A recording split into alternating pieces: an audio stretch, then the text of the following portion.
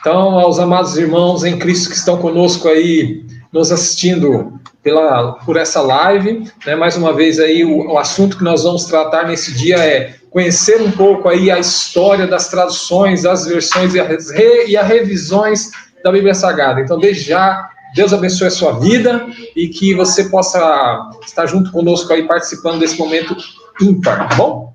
Então vamos lá, meus queridos. Então, o ponto de partida aí é uma pergunta aí que para já ficar para nós. Eu quero fazer a pergunta para o que existem inúmeras versões da Bíblia? Já se parou para perguntar por que existem inúmeras versões da Bíblia? Vou falar novamente. Não estou falando aqui de Bíblias comentadas, tá certo? Estou falando de versões, traduções. Qual é a tradução que mais nós conhecemos, a mais famosa que nós temos conhecimento? Qual seria? João Ferreira de Almeida, exatamente. É o nosso querido irmão português, João Ferreira de Almeida. É a versão nossa portuguesa, tá certo? De linguagem portuguesa. Mas, na verdade, não existe só a Bíblia de tradução, versão de João Ferreira de Almeida.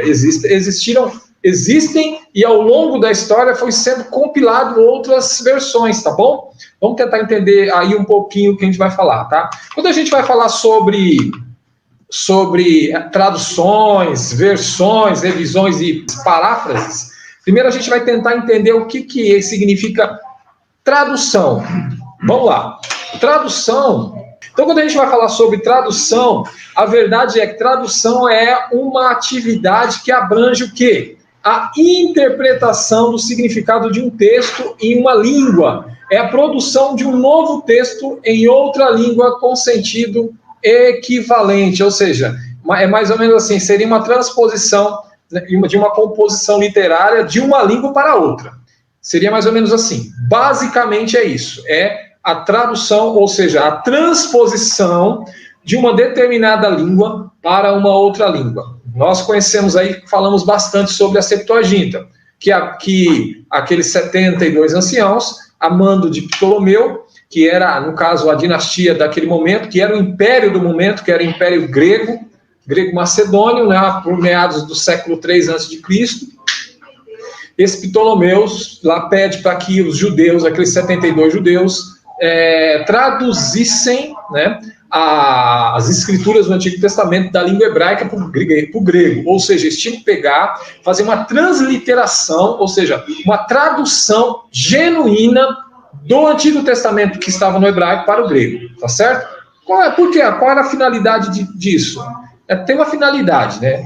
Talvez eu não tenha dito antes, mas a finalidade disso era a possível perda desse material do Antigo Testamento hebraico, porque o mundo tinha formato grego, o mundo tinha fala grega. E naquele período, o mundo, como tinha fala grega, era o que se falava na época, eles começaram a perceber, né, que o povo mais simples estava se perdendo, estava perdendo a língua mãe, que era a língua hebraica. Claro que os judeus também tinham outra língua que eles falavam muito bem, que era o aramaico, que surgiu muito provavelmente no exílio babilônico. No exílio babilônico, eles estavam perdendo aquela essência do hebraico e eles começaram ali a essa língua, a língua aramaica. Era uma mistura, uma miscigenação de línguas, né? E surgiu a língua aramaica. Mas agora o aramaico não se fala mais, o aramaico começou a deixar meio de lado. Mas o hebraico não, o hebraico permaneceu. Mas para não perder o que estava acontecendo no mundo, eles resolveram fazer essa tradução. Então é isso. Tradução basicamente é isso. É uma atividade que abrange a interpretação do significado de um texto, de uma língua para outra. Tá bom, meus irmãos? E quando a gente fala de tradução, tem dois pontos a serem tratados. Um deles chama tradução literal, tá? E o que é a tradução literal? Quando a gente vai falar de tradução literal, né, isso tudo vocês vão acabar ouvindo, por exemplo, quando vocês... Aqui é bem básico, né? Mas, de certa forma, também, a gente está tentando aqui, de certa forma, sistematizar um pouco a coisa, trazendo um pouco mais aprofundado. Mas, em assuntos específicos, por exemplo, num médio ou num bacharel, vocês vão ouvir mais falar desses assuntos, tá? Vocês vão acabar sempre se lembrando desses assuntos. Quando a gente vai falar da tradução, dentro dessa tradução existia a tradução literal. O que é a tradução literal? É o que está em acordo com o sentido restrito das palavras, ou seja, que se estende ao pé da letra, ou seja, é exatamente do modo como foi escrito. Isso se chama tradução literal. Então, a Bíblia, por exemplo, quando se vai falar sobre a questão da tradução, existe esse ponto de tradução literal. Ou seja, a Bíblia traduzida em outra língua exatamente da mesma maneira em que ela foi no seu sentido original. Por exemplo, olha que interessante, quando a gente vai falar de tradução literal, no ano aproximadamente no século IV da nossa época, do nosso período, Jerônimo, que foi o tradutor da Vulgata Latina, ele tinha várias traduções quando ele foi fazer essa tradução da Vulgata Latina. Se eu não me engano, o nome do Papa que pediu para que fosse feito isso era o Papa Damásio da época, e já, de certa forma, já estava meio que perdendo a qualidade da escrita. Aí Jerônimo usa o grego, a linguagem grega da época, né, para traduzir a Bíblia do grego para o latim. Mas ele achou por bem fazer o seguinte: não vou traduzir a Bíblia do grego para o latim. Ele foi lá da Septuaginta, olha só, aproximadamente no século IV da nossa época, ele voltou lá no período do século III antes de Cristo e fez o quê? Pegou a língua original, o grego, o hebraico lá, para poder traduzir a Bíblia para o latim, não confiando já nas versões que já tinham no período. Vocês estão entendendo? E a Bíblia de Jerônimo, no caso, a Vulgata Latina, foi a Bíblia mais assim, que mais foi usada em todo o mundo naquele período, tá? Então, de certa forma, foi uma tradução literal, a tradução de Jerônimo, tá bom? A gente vai falar sobre isso mais tarde. Quando se fala de tradução, a gente fala tradução literal e também então, existe a transliteração. O que é transliteração? Transliteração é a conversão de um conteúdo escrito, de um sistema de escrita para outro, né? Ou a gente pode citar que é mais ou menos assim. É a conversão de um conteúdo que já está escrito para um sistema de escrita para outro. Basicamente, ele vai traduzir, fazer uma tradução dessa língua, né? De certa forma, assim, correspondente a outra língua, não literal, como a gente acabou de ver. Não é de forma literal, tá? Quando a gente fala de transliteração, a gente pode falar assim, nos dias atuais, as pessoas falam mais de versões livres, tradução livre. O que é uma tradução livre? Porque essas Bíblias que eu citei para vocês, a NVI, a Nova Tradução da Linguagem de Hoje, a Bíblia Viva, a Bíblia Mensagem, são Bíblias de tradução livre. O que seria uma tradução livre? Seria aquilo, por exemplo, que o autor, né? O autor basicamente ele colocou da sua forma de interpretação. Por isso que eu falo para vocês, é importante a gente ter uma Bíblia de uma linguagem, por exemplo, Almeida Revista e Corrigida, Almeida Revista Fiel, porque a Almeida, ela já foi, de certa forma, traduzida outras vezes, foi atualizada outras vezes. Então é importante a gente ter uma Bíblia nessa versão que nós temos, e claro, você pode até ter uma outra que eu acabei de citar aqui, qualquer uma delas, a NVT, que é a nova versão, NVT, acho que é NVT, nova versão traduzida, que é a mais nova agora. Mas, só que, ela, de certa forma, assim, o que está escrito lá, abra em Atos capítulo de número 20, versículo de número 30. E que de entre vós mesmos se levantarão homens, falarão coisas perversas, para atraírem os discípulos após si. Isso. Então, vocês estão vendo aí que dentre vós mesmos, a gente, claro, tem que entender o contexto, né? Ele está fazendo o quê? Ele está falando com relação à sua partida para Jerusalém. Né? Ele está falando que ele vai voltar para Jerusalém. Nesse momento ele está ali, acho que se não me engano, na Ásia Menor. né, despedindo-se dos irmãos, ele está dando conselho aos irmãos, aí ele vai chegando, vai falando, tal. Aí lá no 29 ele vai falar que depois da minha partida entrarão no meio de vocês lobos cruéis, que não vão poupar o rebanho, que dentre vós mesmos se levantarão homens falando coisas perversas para atrair os discípulos após si. A gente lê esse versículo, a gente tem uma certa interpretação, tá certo? Aí você vai lá numa Bíblia, de versão Bíblia Viva. Olha lá, quer ver o que ele vai falar? Versículo 30. Alguns de vocês mesmos torcerão a verdade para conseguir seguidores. Isso aqui, essa versão é uma versão do quê? Do próprio autor, daquele que traduziu a sua maneira de compreensão para essa versão.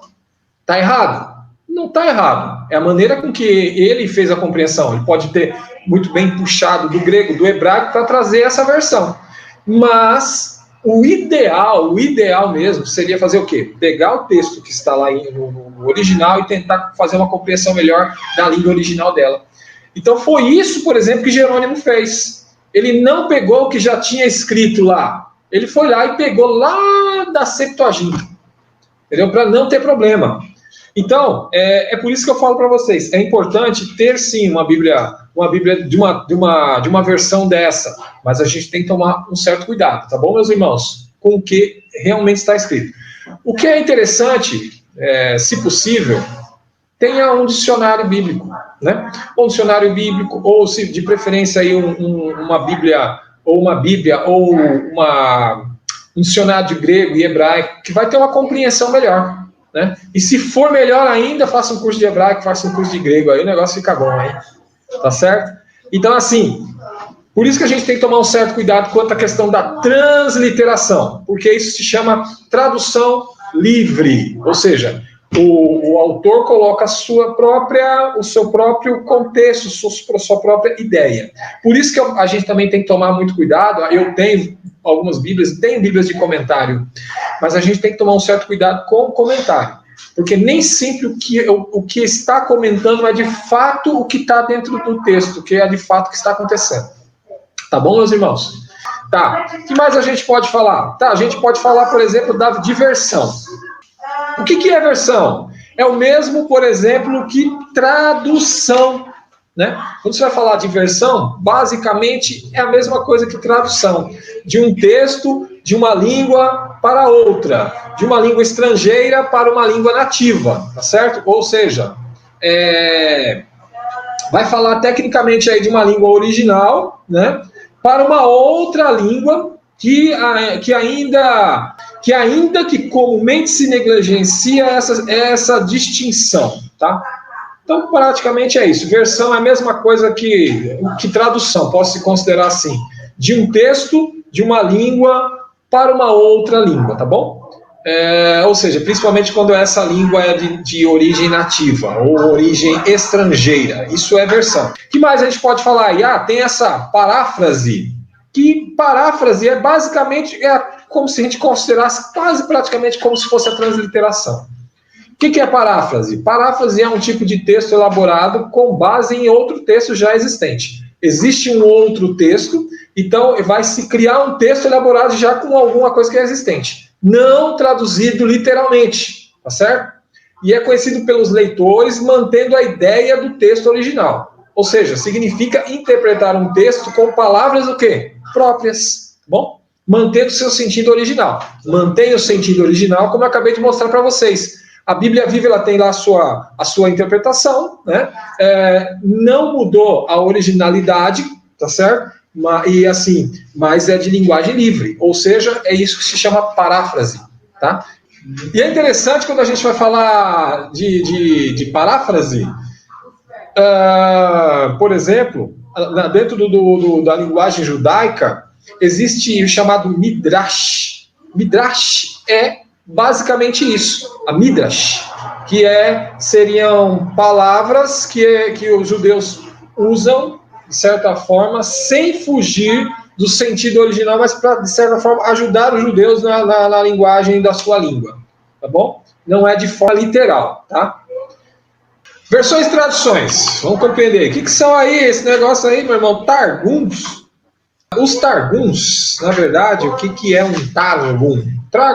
Targums são as traduções diferentes da Midrash, né? Que a Midrash que eu acabei de falar para vocês, a Midrash ela tem a forma livre de se expressar, né? Traduzindo para os judeus de uma forma mais light, de uma forma mais básica, de uma forma com que os judeus pudessem entender. Bom, são traduções em aramaico da Bíblia. Olha lá. Né? Lembra que eu falei? A Bíblia, o aramaico foi, de certa forma, difundido no exílio babilônico, então eles tinhão esses chamados targums. Né? Antigamente eles usavam a Torá. O que é a Torá? A Torá é basicamente lá os cinco primeiros livros a lei de Moisés, então o que eles basicamente usavam. Mas depois, ao longo do tempo, entre o povo judeu, principalmente nesse período aí, período considerado babilônico, período de Neemias, Esdras, eles tinham esses chamados Targums, que eram essas traduções em aramaico da Bíblia hebraica, Tanakh, que eram escritas e compiladas em Israel, Babilônia, Pérsia. Por que Israel, Babilônia, Pérsia? Israel era, no caso, a língua, o hebraico era a língua mãe de Israel. Quando eles foram levados para a Babilônia, lá eles começaram a aprender essa outra língua, que era a língua aramaica.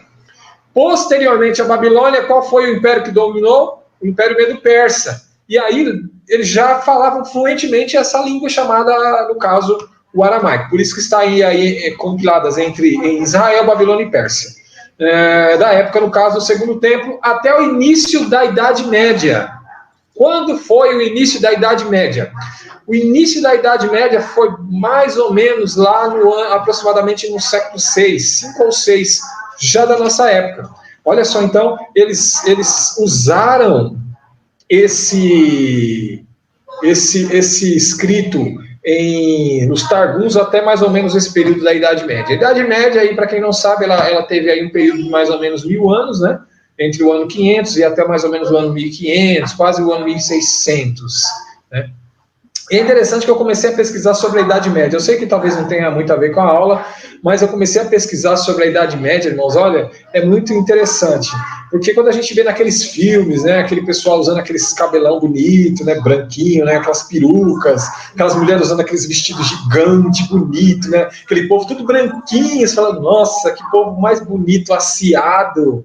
Só que não, irmãos, não era desse jeito, não. Porque para vocês terem uma ideia, quando você for pesquisar sobre isso, a questão de saúde pública era terrível, né? Só para ter uma ideia, entre o povo lá de língua europeia, a grande maioria deles, banho, por exemplo, era praticamente quem tinha dinheiro, era quase que uma vez por ano para tomar banho. Né? E quando se tomava banho ainda, por exemplo, quando se tinha a banheira lá para tomar o banho, começava-se dos mais velhos e terminava no mais jovem. Aí você fala, eles trocavam água, não, era a mesma água. Eu comecei a pesquisar, eu fiquei chocado. Né? Assim, eles usavam, por exemplo, não tinha os banheiros, né? Eles usavam do lado de fora buracos para fazer as suas necessidades, e eles usavam dentro de casa, debaixo das camas, uma caixa de madeira, que eu conheci como pinico, né? E era uma caixa de madeira, e lá eles faziam as suas necessidades, principalmente quando estava cheia, ele pegava aquela coisa e jogava pela janela da sua casa, lá na rua mesmo.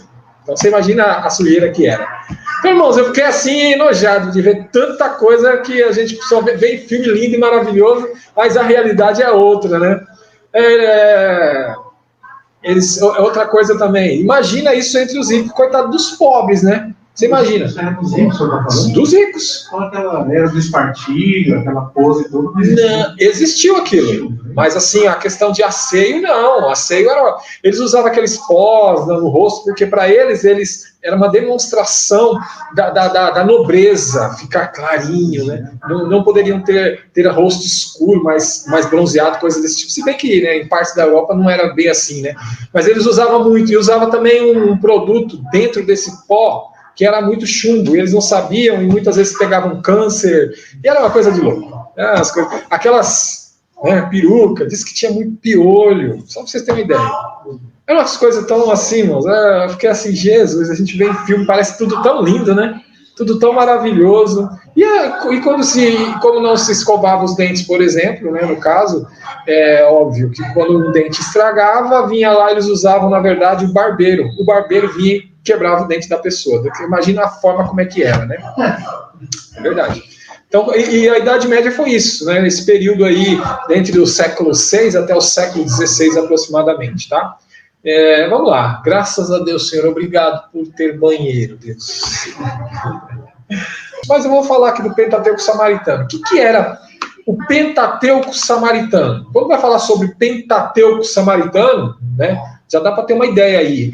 O Pentateuco Samaritano foi a base da lei entre os samaritanos, cujas cópias se multiplicaram tanto em Israel como em Judá. Então, assim, o Pentateuco, que Pentateuco que ele está falando?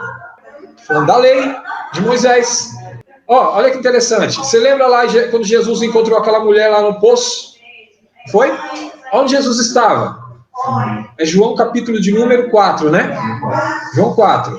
Tem uma parte lá em que, quando Jesus está lá conversando com ela, ela faz uma pergunta para Jesus. Vocês, judeus, dizem que deve se adorar lá em Israel. Nós, samaritanos, dizemos que adoramos aqui. Não é isso que ela fala? Aí você fala, mas por quê? Se eles são samaritanos, eles também adoram o mesmo Deus que os judeus? Na verdade, sim. E é interessante que os samaritanos, para que há uma compreensão do que eram os samaritanos, na verdade, era uma miscigenação de povos. Quando a Síria veio, entrou lá nos reinos do norte, que eram aquelas 10 tribos do norte, lá em meados do ano 722, mais ou menos antes de Cristo, o que aconteceu? Eles invadiram, levaram aquela nação, que no caso era o povo de Israel, para a Síria, e da Síria eles mandaram povos para lá, para aquelas 10 tribos, para invadir aquele lugar, para ficar naquele lugar. E aí, eles faziam isso, os assírios faziam muito isso, outros impérios também, né? Eles tentavam miscigenar o povo. Tanto é que é interessante, se você for ver lá nos livros, não sei se nos livros de Reis, que vai falar sobre isso, quando houve um povo diferente lá em Israel, no Reino do Norte, diz a palavra que veio, não sei se foi leões, foi ursos, né? Acho que foi leões mesmo, que começaram a matar as pessoas. E aí foi que o rei mandou vir alguns sacerdotes que tinham sido levados para poder ensinar o povo lá como se devia adorar o Deus daquela terra. Olha que interessante. Estava tendo dificuldade. Então, aquele reino do norte, basicamente é uma miscigenação de povos, surgiu os samaritanos, que é uma mistura de judeus, com assírio, com tudo que você imaginar. Era uma mistura. E, obviamente, os judeus odiavam os samaritanos e vice-versa. Por quê? Dessas intrigas. Mas houve tanta intriga ao longo da história. Inclusive, se você leu aquele livro lá, Período Interbíblico, lá naquele período interbíblico vai falar sobre os samaritanos.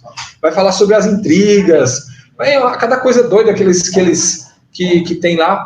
Enfim, e foi exatamente nesse período que, quando surgiu lá o povo samaritano, claro, surgiu esse problema aí. Aí a mulher fala para Jesus, onde é que a gente deve adorar? Em Israel ou é aqui?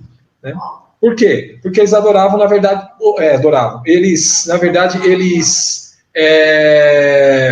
usavam o Pentateuco, só o Pentateuco, só os 5 livros da lei de Moisés.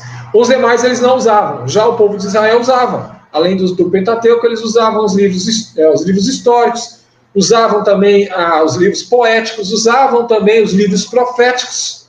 Isso a nação de Israel, os samaritanos não. Tá certo? Então, esse é o chamado Pentateuco Samaritano. Foi uma espécie de tradução trazida da Babilônia por quem? Por Neemias, por Esdras. Esdras era o quê? Era escriba. Esdras era escriba, provavelmente nascido na Babilônia, assim como Neemias.